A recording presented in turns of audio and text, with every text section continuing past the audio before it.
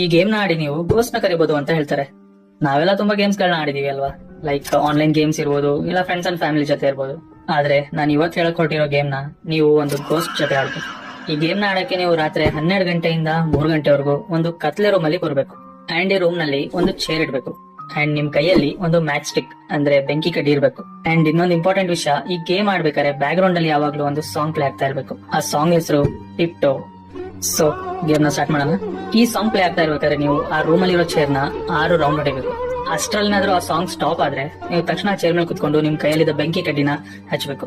ನೀವು ಹೀಗ್ ಮಾಡಿದ್ರೆ ಸೇಫ್. ಬಟ್ ಕೆಲವು ಕೇಸಸ್ ಗಳಲ್ಲಿ ಹೀಗಾಗ್ಲಿಲ್ಲ. ಲೈಕ್ ಜೂಲಿಯಾ ಜೋನ್ಸ್ ನ ಒಂದು ಕೇಸ್. ಅವಳ ಕೇಸ್ ನಲ್ಲಿ ಆ ಸಾಂಗ್ ನಿಲ್ಲೋದೇ ಇಲ್ಲ. ಅಂಡ್ ಅವಳ ರೂಮ್ ಅಲ್ಲಿದ್ದ ಚೇರು ಗಾಳಿಯಲ್ಲಿ ತೇಲೋಕೆ ಸ್ಟಾರ್ಟ್ ಆಗುತ್ತೆ. ಅಂಡ್ ಜೂಲಿಯಾಗೆ ಹ್ಯಾಲುಸಿನೇಷನ್ಸ್ ಆಗೋಕೆ ಸ್ಟಾರ್ಟ್ ಆಗುತ್ತೆ. ಅಂದ್ರೆ ಅವಳಿಗೆ ಅಲ್ಲಿ ಇಲ್ದೇ ಇರೋದೆಲ್ಲ ಈಗ ಕಾಣೋಕೆ ಸ್ಟಾರ್ಟ್ ಆಗಿರುತ್ತೆ. ಇದನ್ನೆಲ್ಲ ನಿಲ್ಸೋಕೆ ಜೂಲಿಯಾ ಅವಳೇ ತನ್ನ ಕಣ್ಣು ಮತ್ತು ಕಿವಿನ ಸುಟ್ಕೊಂಡ್ ಬಿಡ್ತಾಳೆ. ಸೊ ನೀವೀಗೆ ಮಾಡೋದು